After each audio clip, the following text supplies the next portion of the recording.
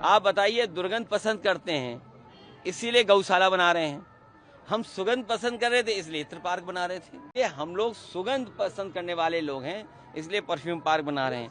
ये दुर्गंध वाले लोग हैं, ये दुर्गंध वाले लोग हैं। आज हम एक ऐसी बात करने वाले हैं जो आज हर एक देशभक्त, हर एक गौ प्रेमी के लिए बनी गई है। आज हर एक हिंदुस्तानी मेरी इस वीडियो से अपने आप को रिलेट करेगा।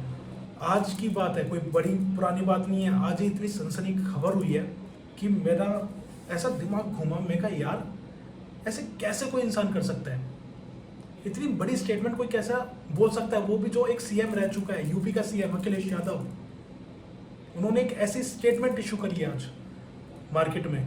देखा जाए तो उनके लिए तो ये इंडिया एक मार्केट ही है। एक इंसान जो है ये बोले कि जो गौशाला है वो एक दुर्गंध का स्थान है, उसके लिए इंडिया कोई अपना नहीं है, वो एक मार्केट प्लेस है उसके लिए। इससे पता चलता है कि ऐसा इंसान को सिर्फ वोट और गद्दी से मतलब है, तीसरी चीज से मतलब नहीं है।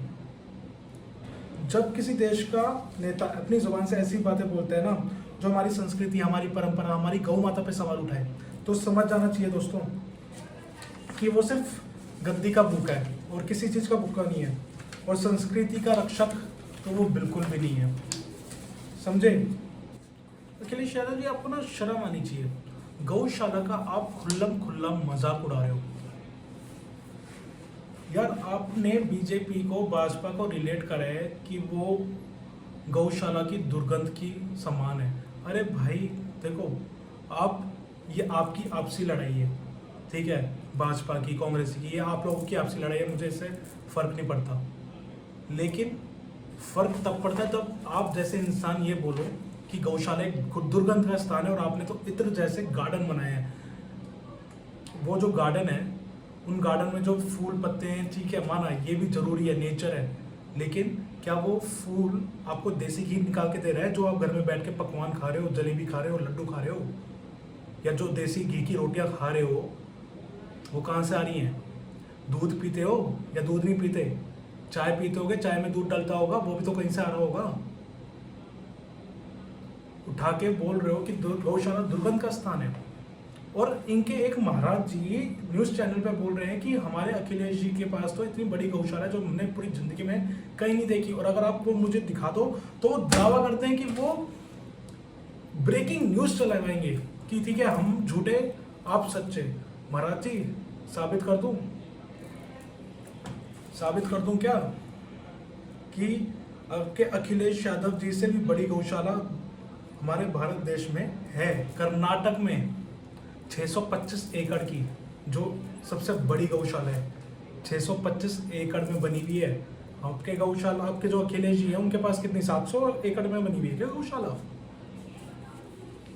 ऐसी बातें करते हैं, थोड़ी नॉलेज रख लो। चित्रगुप्त की आखिरी संतान, कुछ भी बोलने से पहले, मतलब मंत्री हो तो कुछ भी बोलोगे। फ्री में गद्दी मिल गई क्या? अखिलेश जी, गौशाला सिर्फ चारा डालने का कोई स्थान नहीं होती, ये एक परंपरा है, ये एक जरिया है हमारी गौवंश को सुरक्षित रखने का। और आप जैसे नेता जो सिर्फ वोट बैंक की राजनीति करते हैं, उनके लिए ये समझ के पार है, क्योंकि आपको सिर्फ गद्दी से मतलब है और किसी से मतलब नहीं है। अखिलेश जी, भारत एक कृषि प्रधान देश है, और यहाँ पर भारत देश में गाय सिर्फ एक पशु नहीं है, वो एक माँ है जिसकी पूजा की जाती है, ठीक है? और आप गाय को गाली नहीं दे रहे, आप गाली दे रहे हो एक माँ को। स्टेटमेंट याद रखना ये बात। और जो नेता इस सम्मान का मजाक उड़ाता है खुलेआम, उस नेता को समझ जाना चाहिए कि पूरा देश उसको देख रहा है। ऐसी गिरी हुई बातें कर रहे हो ना, ये तभी कर पा रहे हो जब आपको नेता बनाया गया है, और नेता भी हम ही ने बनाया था।